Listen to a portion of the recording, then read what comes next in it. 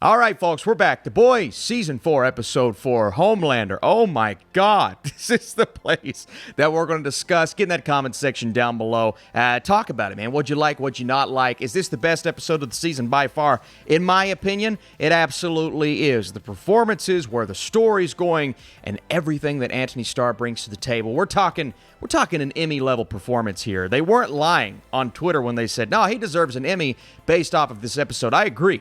I absolutely think he does. Oh, and spoilers in the spoiler review, in case this is your first time on YouTube. Also, folks, just let me know if you enjoy these individual episode reactions, reviews. If you don't, that's okay. We can stop here. But if you do, I'd love to do more spoiler talk. So dropping that thumbs up is the best way to let me know. And again, the comments section, it's your place to converse. The biggest storyline in this episode is by far Homelander paying a visit to the scientists who helped raise him, right? Or experimented on him. And he wanted to give some of that in return to a couple of his friends. How sweet. Specifically, Frank and Marty. Frank, who gets a nice tan in the oven, and Marty, who loses his genitals, as well as that whole region of his body. But the moment he gets off that elevator, you immediately know what he's doing. You see the scientist. You can tell just by the conversation that he is pissed off, and his tone is reflected in what he is saying, even though the sarcasm is immense in everything that comes out of his mouth when he first visits these people who had an integral part in his childhood. And you can see on their faces that they know what is coming, but you still don't want to believe that Homelander is going to do what he does. And getting revenge is a sweet part of what Homelander is doing, but also just confronting the people who had a horrible part in the early stages of his life. But you see later on when Barbara comes down, she says, you could have escaped at any point. You could have left. So what was keeping you here to start with? And you can see that Homelander's mentality changes just a bit when Barbara gets off that elevator. There is a little bit more of a fear factor there, or at least I know I can do what I want to do, but should I do it? And so what does Barbara have over him that the others do not? And obviously playing a more integral role, but it's interesting to hear the dialogue between the two, but also just to see the people in the background that maybe weren't a part of that going, all right, what's going on here? You guys didn't tell me Homelander was going to come murder us all. Why did I sign up? That would be my luck, to get that job and not know what I was in for, of course. We are screwed. There's some other things going on here. You get the Gen V shout out, which was really cool. There are a couple of instances like that this season, so I'm excited for you all to see those. Not too much, but just enough to give you a little taste there, as well as all of the other storylines going on. I want to talk about Starlight, because the tension between Firecracker and Starlight is real. Firecracker is literally getting on a stage and standing up in front of millions of people who are probably watching. I don't know the view count, but it's probably that much.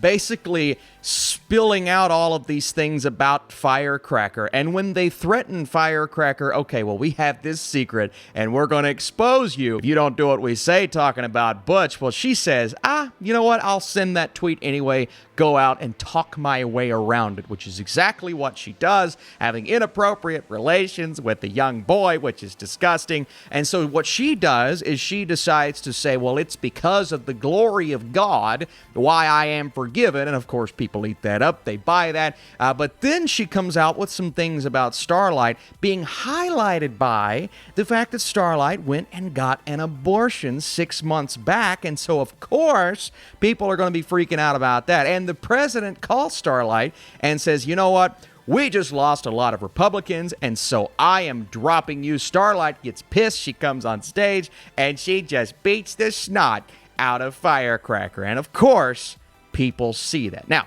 I don't blame Starlight. I would have been pissed off as well, but you've got to keep your cool in that situation. And so exactly what Firecracker wanted to happen happens, and Starlight is now under a lot of heat and scrutiny because they managed to get under her skin. So what a sequence of events there. The Homelander storyline is first place in this episode. The Starlight storyline is absolutely second place, man. And it's nice to see her again at the forefront of an episode. It's nice to see Firecracker and how evil she actually is, which is really cool, and to see them go back and forth, and you can feel this tension continuing to escalate, and who knows where that's going to go towards the end of this season. Well, You bastard! bastard! You also have what's going on with Frenchie and that relationship coming clean, and that ends in a beatdown, if you will. You have what's happening with Butch and just trying to get his son back, or at least out of the clutches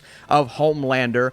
But what's going on with Hughie and his dad? Hughie's trying to get a little bit of Gen V for his dad, and A-Train comes in. A-Train, man, his storyline this season, I mean, it's been fascinating thus far, but really taking a turn and getting stronger and stronger, if you will, because he's a guy who, who doesn't want to admit it, but it seems that he's kind of got some good in him that he's finally trying to act on, which is really cool. But Hughie gets the Gen V for his dad. And Simon Pegg, he ain't dead yet. Your boy's got some blue flowing through his veins, and he wakes right up at the end of the episode. And Hughie's mom sees that. And so she's kind of aware, since she works for that company, she's kind of aware of what's going on. And so I'm interested to see how that continues to escalate and how she is going to handle that. Is she going to report it? Is she going to turn against Hughie? I don't know. But Hughie, who is faced with a big decision, is ultimately told not to do it, but he does it anyway.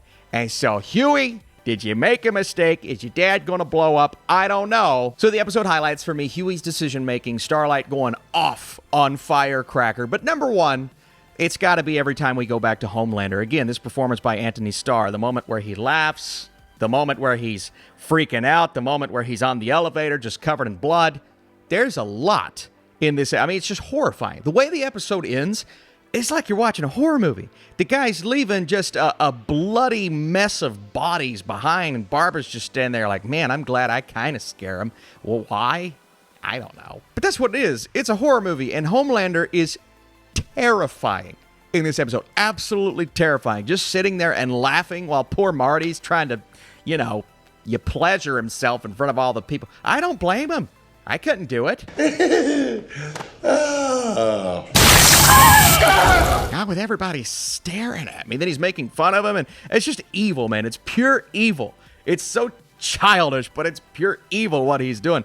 His laughter, his joy that he's getting for the revenge that he has been seeking out for quite some time, and finally manning up and getting enough confidence to do that. And I mean, you can tell that Homelander, he's kind of losing it this season, as he has been over the last handful of episodes and seasons. But man, to see this finally culminate and to see him get his revenge, but just embarrass all these people. I forgive you, Marty. In the process, and then go on a murderous rampage that we don't even see, for the most part, on screen.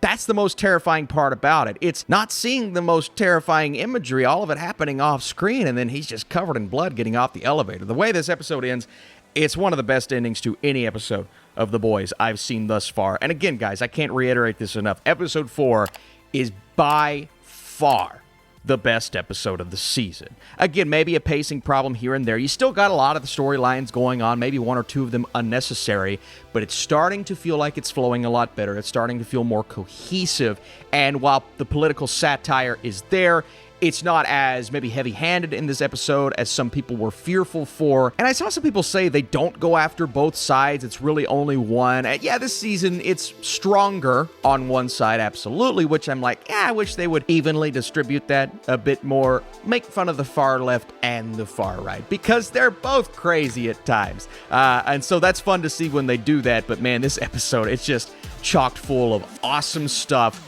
insane moments, and I absolutely loved it. I freaking love this episode. And again, man, the comment section, it's your place to talk about it. How much did you love this episode? Are you excited for episode 5?